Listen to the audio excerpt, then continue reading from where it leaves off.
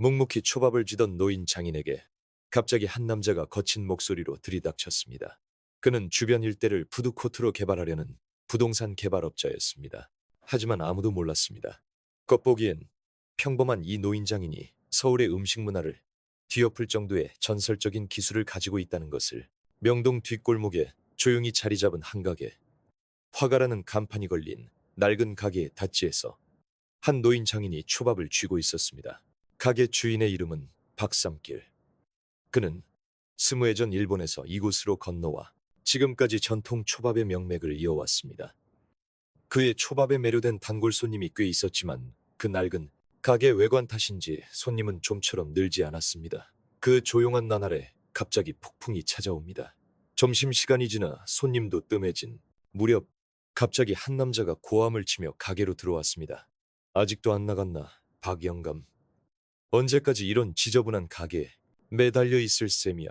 남자의 이름은 테일러 스콧 34살. 그는 이 일대를 현대적인 푸드코트로 개발할 계획이었습니다. 표면적으로는 회사를 위한 개발 계획이었지만 그 이면에는 대형 건설사로부터 개인적으로 받는 거액의 뒷돈이 있었습니다.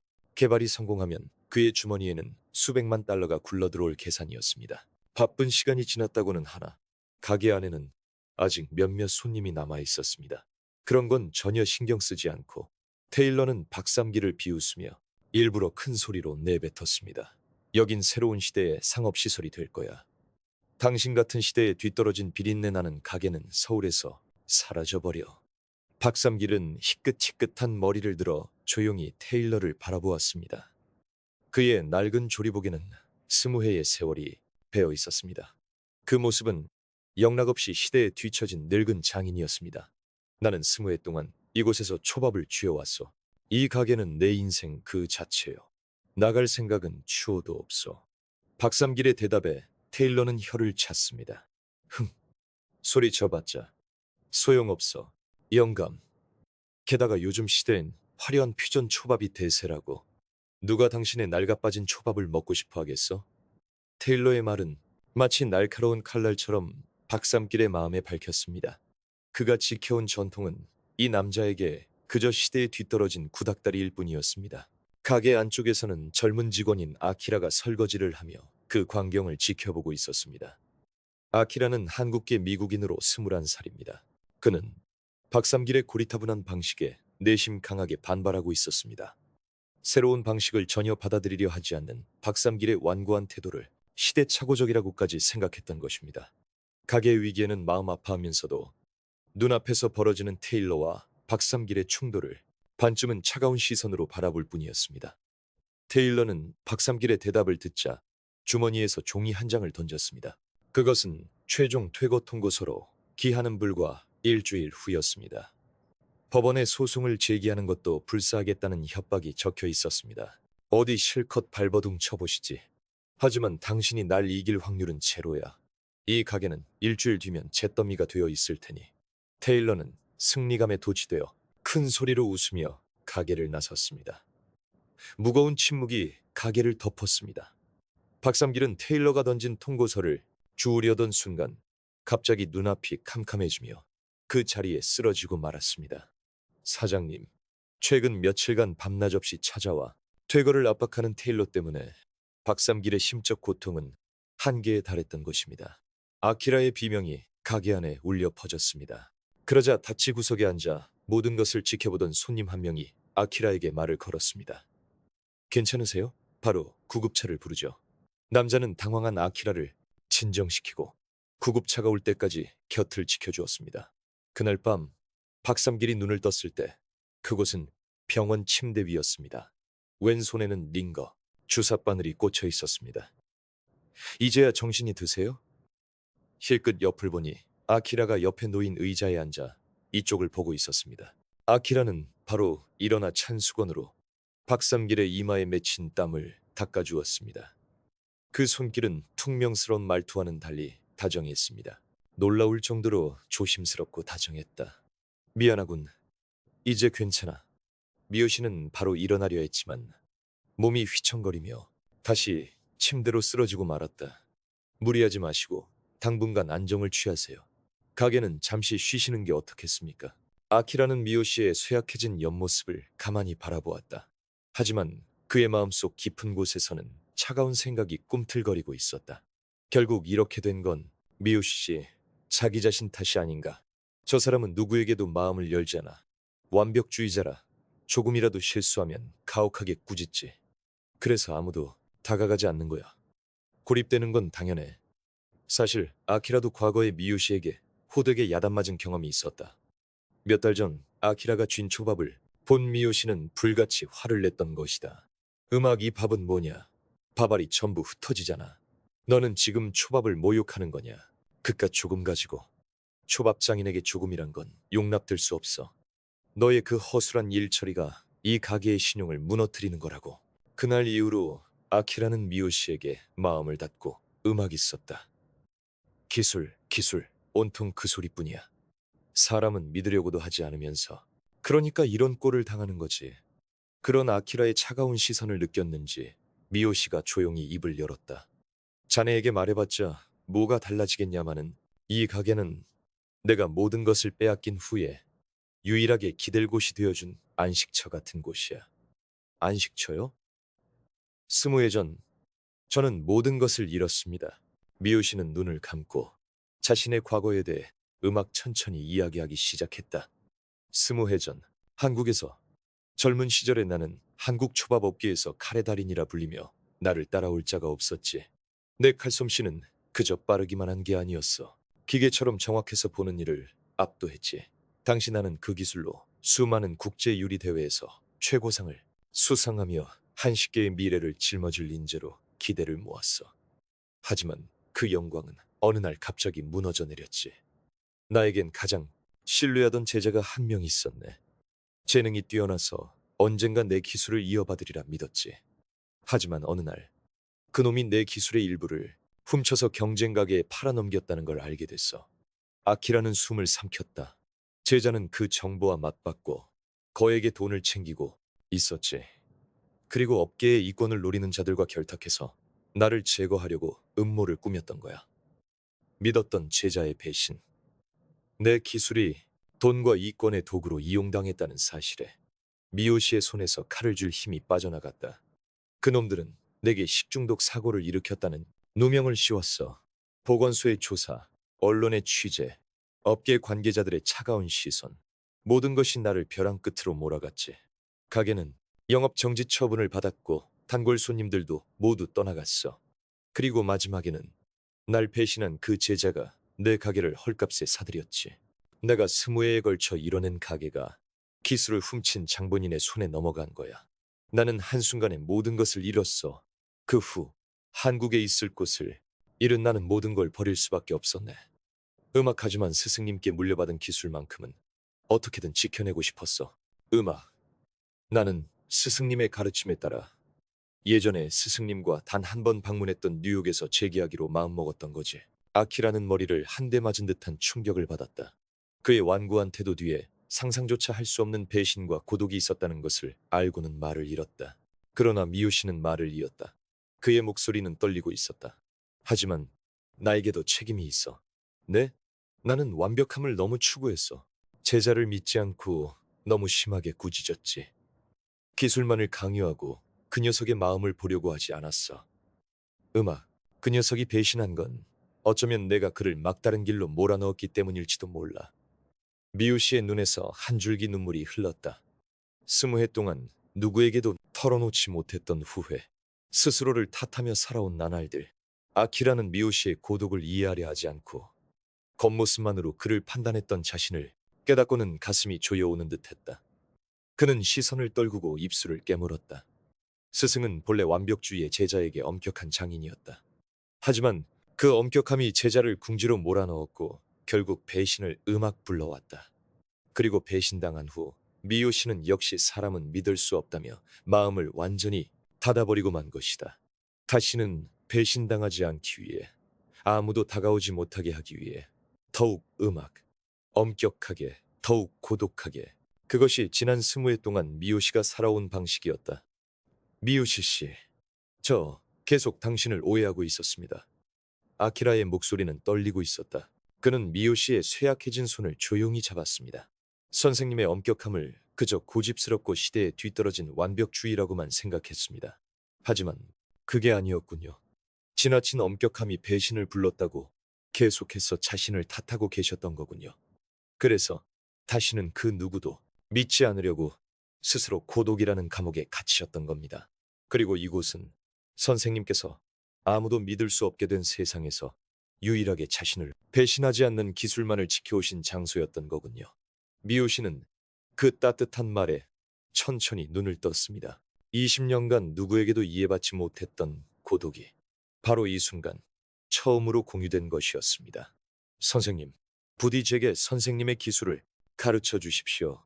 제가 선생님의 기술을 지켜보이겠습니다. 정말 나여도 괜찮겠나? 물론입니다. 선생님께서 저를 믿어주신다면 저는 제 인생을 걸고 이 가게를 지키겠습니다. 두 사람 사이에 국경과 세대를 넘어선 굳건한 사제의 연이 맺어지는 순간이었습니다. 미호 씨가 퇴원한 다음 날, 아키라는 병상에서 막 일어난 스승을 걱정하면서도 그의 기술을 배우고자 하는 의욕에 불타고 있었습니다. 아키라, 우선 기본부터 보여다오. 샤리를 쥐어보거라. 아키라는 긴장하며 밥을 손에 쥐고 모양을 만들기 시작했습니다. 미요 씨는 아키라의 손을 뚫어지게 바라보았습니다. 쥐는 법이 좋구나. 힘 조절도 나쁘지 않아. 네, 아키라는 놀랐습니다. 지금껏 미요 씨에게 칭찬을 들어본 적이 단 한 번도 없었기 때문입니다. 다만 엄지 위치를 아주 조금만 더 안쪽으로 해보겠느냐. 그러면 샤리 안에 공기가 더 잘 들어가게 되지. 미요 씨는 부드럽고 정성껏 가르쳤습니다. 그래, 그렇지, 좋다. 그 감각을 잊지 마라. 아키라는 당황스러우면서도 미요 씨의 가르침을 따랐습니다. 초밥은 기술만으로 만드는 게 아니야. 손님을 기쁘게 해드리고 싶다는 마음이 가장 중요한 거란다. 난 오랫동안 그걸 잊고 있었다. 기술에만 집착한 나머지 가장 소중한 것을 놓치고 있었던 게지. 아키라의 가슴이 뜨거워졌습니다. 이런 미요 씨의 모습은 지금껏 한 번도 본 적이 없었습니다. 아키라, 너는 점다. 나처럼 기술에만 얽매이지 마라. 너만의 초밥을 너만의 마음으로 쥐면 되는 것이다. 선생님, 그 후로 며칠 동안 미요 씨는 매일 아키라에게 기초부터 차근차근 가르쳤습니다. 칼을 쥐는 법, 생선을 고르는 법, 샤리의 온도 관리까지 하나하나 다정하게, 때로는 농담을 섞어가면서 말입니다. 아키라는 처음으로 초밥 장인으로서의 즐거움을 느끼기 시작했습니다. 선생님, 이 일 정말 재미있네요. 미요 씨는 온화하게 미소 지었습니다. 그렇지, 나도 옛날엔 매일이 즐거워서 어쩔 줄을 몰랐단다. 조금씩 사제 간의 신뢰관계가 싹트기 시작했습니다. 아키라의 기술도 날이 갈수록 늘어갔습니다. 선생님, 이렇게 자르는 거 맞습니까? 완벽하구나. 넌 배우는 게 참 빨라. 그런 평온한 나날이 이어지던 어느 날, 테일러가 피켓을 든 몇몇 사람들을 이끌고 다시 화가에 나타났습니다. 뭐야, 또 기어들어온 건가? 화가. 내 놈 가게가 완전히 문 닫을 때까지 매일같이 가게 앞에서 퇴거 시위를 벌여주마. 실제로 가게 앞에는 돈으로 고용한 듯한 시위대가, 시대에 뒤떨어진 가게는 당장 떠나라고 적힌 피켓을 들고 소리치고 있었습니다. 가게 문 열 시간이 되자 평소처럼 단골 손님들이 가게로 향했습니다. 하지만 가게 앞에 시위대를 본 순간 그들은 걸음을 멈췄습니다. 이게 다 뭐야? 시위대가 가게 입구를 막아서듯 버티고 서 있었습니다. 단골 손님은 당혹스러운 표정으로 가게를 바라보았지만 결국 그대로 지나쳐 버렸습니다. 다음에 온 손님 역시 시위대의 모습을 보고는 고개를 저으며 발길을 돌렸습니다. 아키라는 가게 안에서 그 광경을 지켜보며 주먹을 꽉 쥐었습니다. 선생님, 이대로는. 미요 씨는 카운터에 조용히 앉아 있었습니다. 어쩔 수 없지. 이것이 힘없는 자의 운명이다. 그 목소리에는 깊은 체념이 배어 있었습니다. 며칠 후 손님의 발길은 완전히 끊겼고 가게의 수입은 영원히 되었습니다. 아키라가 가게 안쪽에서 식자재, 재고를 확인하고 있을 때 갑자기 가게 안에 불이 꺼졌습니다. 칠흑같이 어두워진 가게. 아키라는 허둥지둥 전기 스위치를 몇 번이고 눌렀지만 불은 켜지지 않았습니다. 설마 전기를 끄는 건가? 어둠 속에서 카운터에 앉은 미요 씨의 그림자가 보였습니다. 미요 씨는 캄캄한 카운터에 그저 주저앉아 있었습니다. 선생님, 아키라가 불렀지만 미요 씨는 아무 대답도 하지 않았습니다. 창문으로 들어오는 희미한 빛만이 미요시의 등을 비추고 있었습니다. 그 뒷모습은 이제껏 본 적 없을 만큼 작고 연약해 보였습니다. 이대로라면 아키라의 가슴 속에는 안타까움과 무력감이 퍼져나갔습니다. 그런 가운데 어둠 속에 잠겨있는 미요시에게 아키라가 다가왔습니다. 그는 미요시를 조금이라도 위로하려 조심스럽게 스마트폰을 내밀었습니다. 미요시 씨, 이것 좀 보세요. 화면에는 한 젊은 초밥 장인이 물 흐르듯 재빠르게 생선을 손질하는 모습이 나오고 있었습니다. 제목은 바로 숙련된 장인의 기술. 너무나도 아름다운 생선의 단면. 지금 뉴욕에서는 일본의 장인 기술이 큰 인기를 끌고 있어요. 이 영상에서는 장인이 생선을 손질한 후의 단면이 너무나도 깔끔해서 화제가 되고 있는데, 이 칼을 쓰시는 미요시 씨가 늘 생선을 손질하실 때가 이것보다 훨씬 더 아름답다는 생각이 들어서요. 영상을 바라보는 미요시의 손이 떨려왔습니다.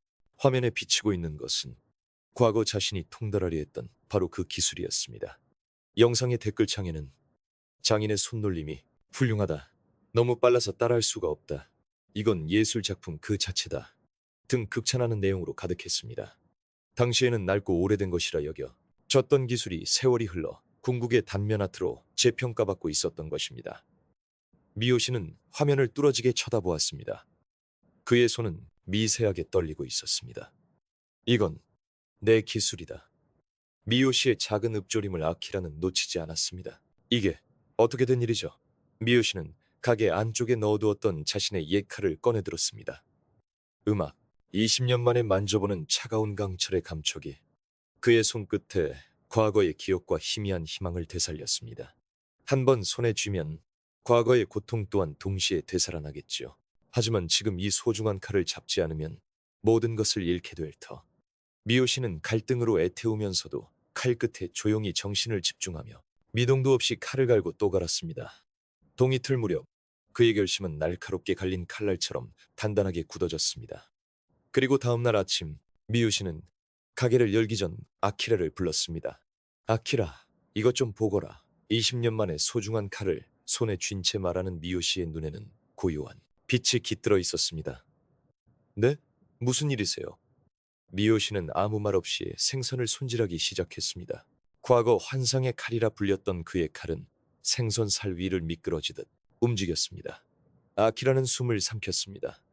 칼은 생선의 조직을 전혀 뭉개지 않고 마치 정밀 기계처럼 정확하고 우아하게, 그리고 물 흐르듯 나아갔습니다. 손질이 끝난 생선의 단면은 그야말로 예술이었습니다.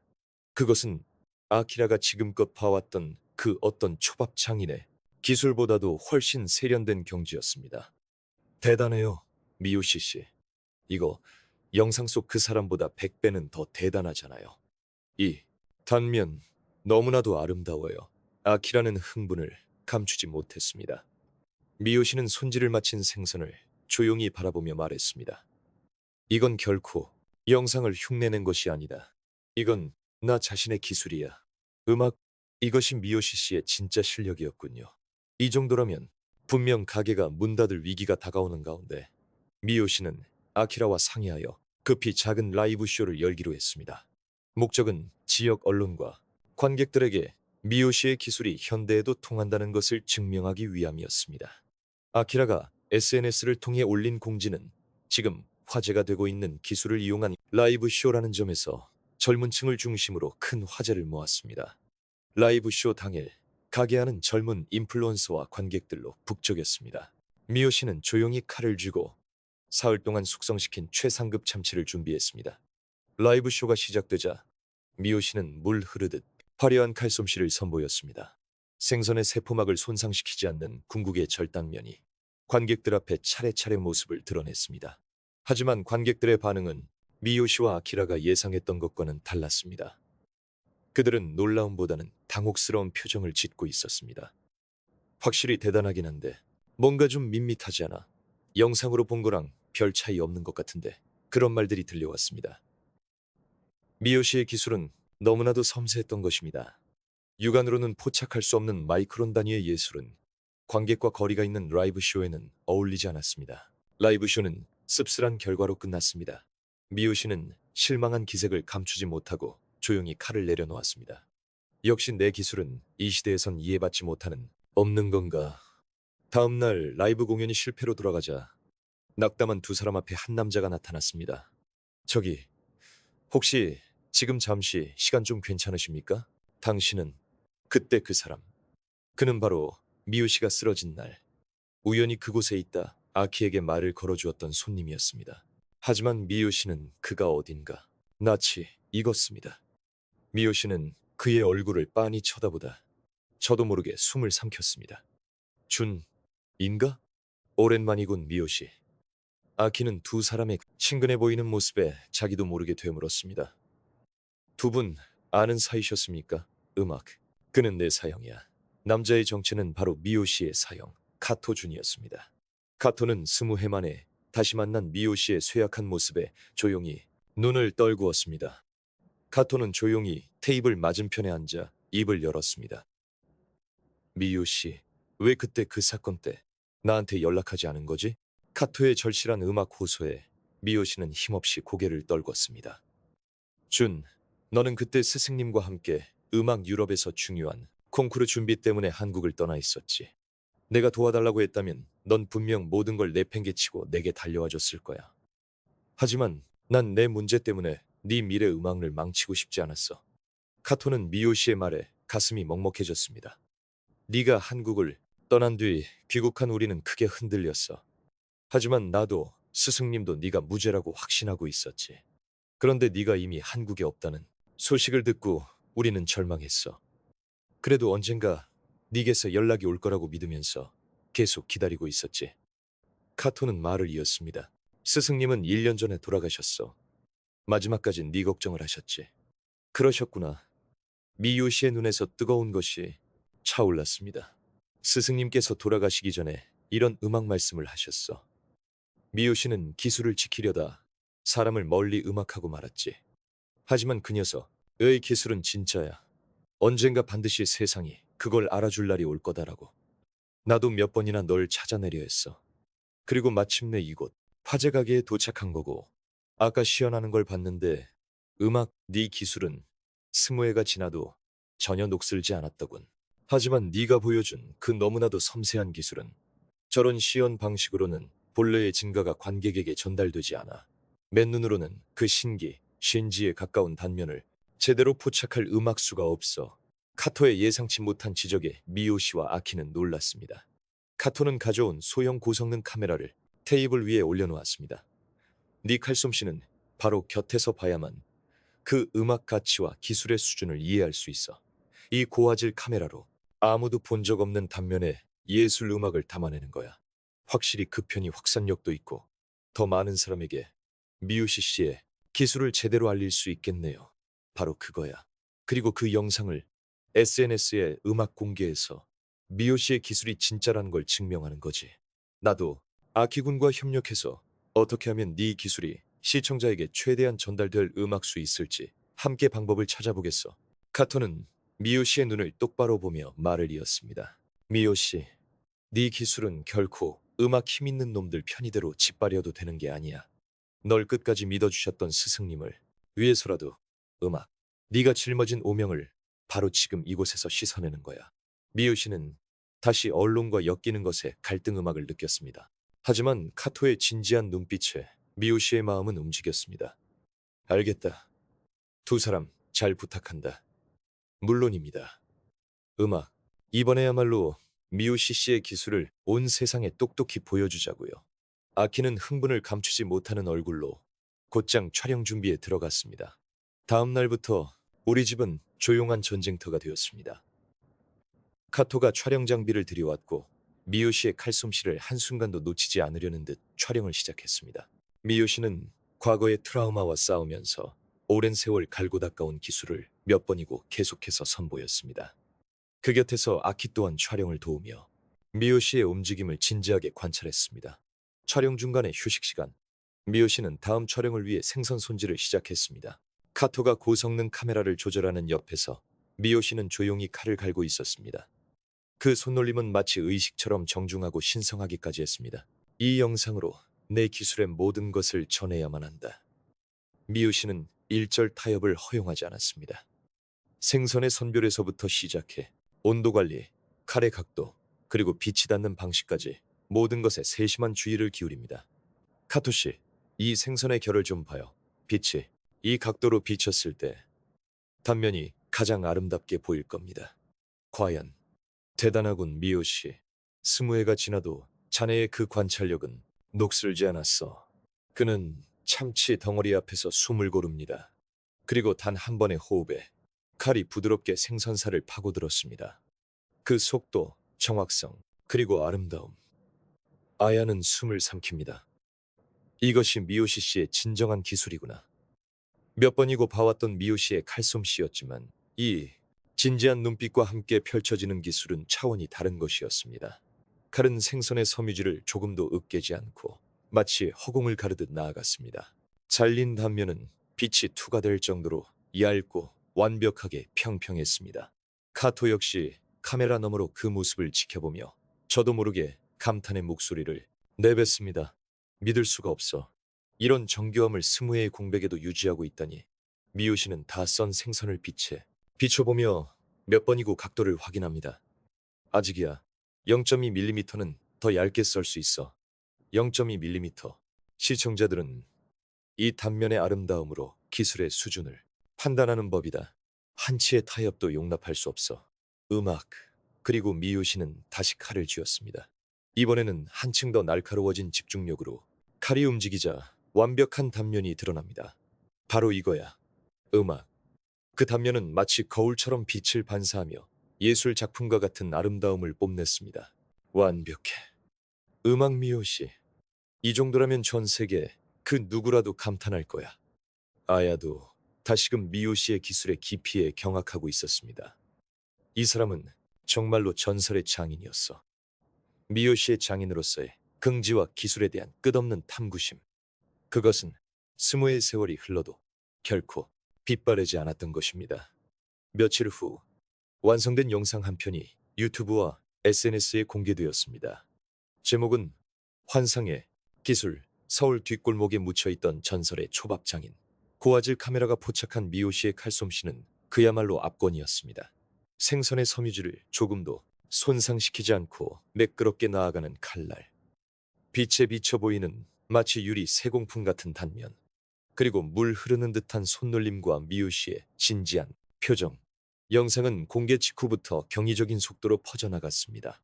공개된 지 불과 일주일 만에 조회수는 500만 회를 돌파했습니다.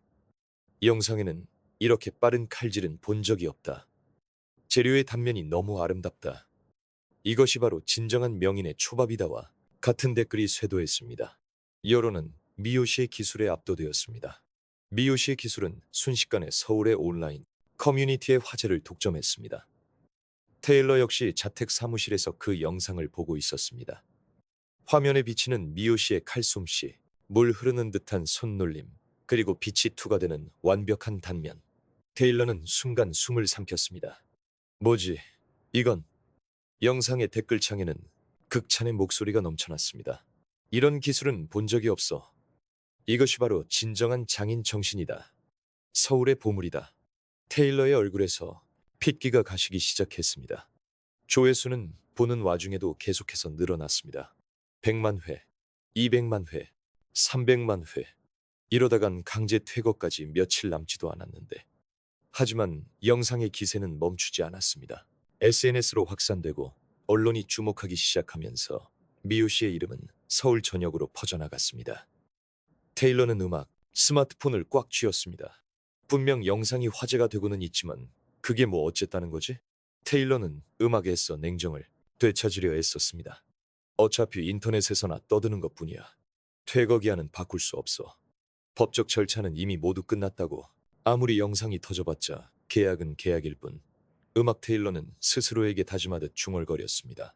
그래, 아무리 떠들어대도 결국 그 늙은이는 짐을 싸서 일본으로 돌아갈 수밖에 없어. 그게 전부야. 순간의 동요는 금세 사라졌습니다. 테일러는 승리를 확신한 듯한 미소를 지었습니다. 여론? 그런 건 일주일만 지나도 다들 잊어버릴 거야. 내 계획에 영향은 없어. 그리고 영상이 퍼지기 시작한 지 며칠 후 와다 식당 앞에 이변이 일어납니다. 음악가게 뒷골목에는 개점 전부터 와다 식당을 찾은 손님들이 줄을 서기 수백 미터에 달하는 긴 줄이 늘어서 있었습니다. 영상을 본 시청자들이 미호 씨의 기술을 직접 보기 위해 가게로 몰려들었던 겁니다. 테일러는 직접 차를 세우고 이 믿을 수 없는 행렬을 목격했습니다. 그는 그 광경에 온몸의 피가 차갑게 식어가는 것을 느꼈습니다. 그리고 이렇게 한때 테일러에게 허름한 가게라 무시당했던 와다야는 눈 깜짝할 사이에 정통 초밥의 성지로 탈바꿈해 갔습니다. 미호 씨의 기술은 많은 사람들을 매료시키는 독보적인 것으로 점차 인정받기 시작했습니다. 이때 이미 와다야의 성공은 테일러 혼자의 힘으로 막을 수 있는 수준을 넘어선 것이었습니다. 카토는 이 기회를 놓치지 않았습니다. 그는 영상 설명란과 SNS를 통해 테일러가 지금까지 와다야에 가해온 방해 공작을 낱낱이 공개했습니다. 강제 퇴거 요구의 전말, 고용된 시위대의 증거, 전기를 끊었던 사실, 그리고 미요시 씨가 쓰러질 때까지 몰아붙였던 과정까지 모든 것이 증거와 함께 세상에 폭로되었습니다. 여론은 들끓기 시작했습니다. 장인의 자부심을 짓밟지 마라. 그의 사업 방식은 완전히 비윤리적이다. 악덕 기업가를 용서해서는 안 된다. SNS에서는 와다야를 지지하는 목소리가 삽시간에 퍼져나갔습니다. 그리고 퇴거 기한 당일 아침, 테일러는 마지막 강제 집행을 위해 와다야로 향했습니다. 아무리 떠들어봤자 오늘로 모든 것은 끝이다. 법은 내 편이니까. 하지만 가게 앞에 도착한 테일러는 믿을 수 없는 광경을 보게 됩니다. 가게 앞에는 수백 명의 사람들이 모여 있었습니다. 그들은 SNS를 보고 자발적으로 모인 와다야의 팬들이었습니다. 와다야를 지켜라. 테일러는 물러가라. 장인의 혼을 짓밟지 마라. 피켓을 든 사람들이 테일러를 에워싸고 있었습니다. 과거 테일러가 와다야를 상대로 벌였던 시위와 정확히 똑같은 광경이었습니다. 다만 이번에는 입장이 완전히 역전되어 있었죠. 이게 다 뭐야? 테일러의 얼굴에서 핏기가 가셨습니다. 그때 군중 속에서 카토가 앞으로 걸어 나왔습니다. 카토는 테일러의 눈앞에 서서 조용하지만 힘있는 목소리로 말하기 시작했습니다. 테일러 씨, 당신이 이 와다야에 저질러 온 만행을 이제 모두가 알게 할 겁니다. 무슨 헛소리야. 카토는 스마트폰을 들어 올렸습니다. 그 화면에는 상세한 증거 자료들이 나타나 있었습니다. 강제 퇴거 요구 기록입니다. 당신은 미요시 씨에게 어떠한 법적 근거도 없이 고작 일주일이라는 부당한 기한을 제시하며 가게를 비우라고 협박했습니다. 고용된 시위대에게 돈을 지불한 증거. 당신은 돈으로 사람을 사서 와다야의 영업을 방해했습니다. 전기를 부당하게 차단하라고 지시한 서류. 이것은 명백한 업무방해 행위입니다.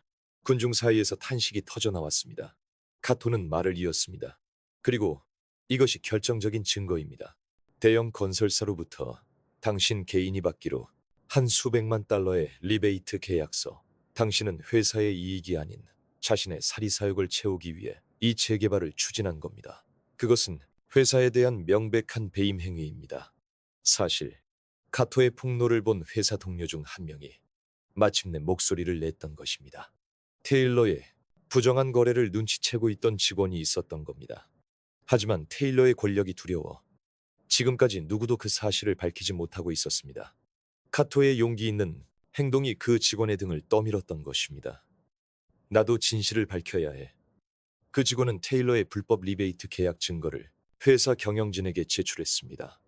회사는 즉시 내부 감사에 착수했고 법무팀의 자문을 구했습니다. 그리고 밝혀진 사실은 테일러의 행위가 명백한 불법 리베이트에 해당한다는 것이었습니다. 회사는 테일러의 범죄 행위를 확인하고 즉시 피해 신고서와 고소장을 제출했습니다. 그 후 그 직원은 SNS를 통해 카토에게 테일러의 리베이트 건에 대해 상세히 제보했습니다. 군중이 소란스러운 가운데 검은색 세단 여러 대가 현장에 도착했습니다. 차에서 내린 사람들은 테일러 회사의 임원들과 경찰들이었습니다. 테일러 스콧 씨, 당신의 행위는 회사에 대한 배임뿐만 아니라 와다야에 대한 부당한 퇴거 강요, 업무방해, 공갈미수 혐의에 해당됩니다. 자, 잠깐만요. 이건 사업적인 협상이었다고요. 경찰관이 테일러에게 다가왔습니다.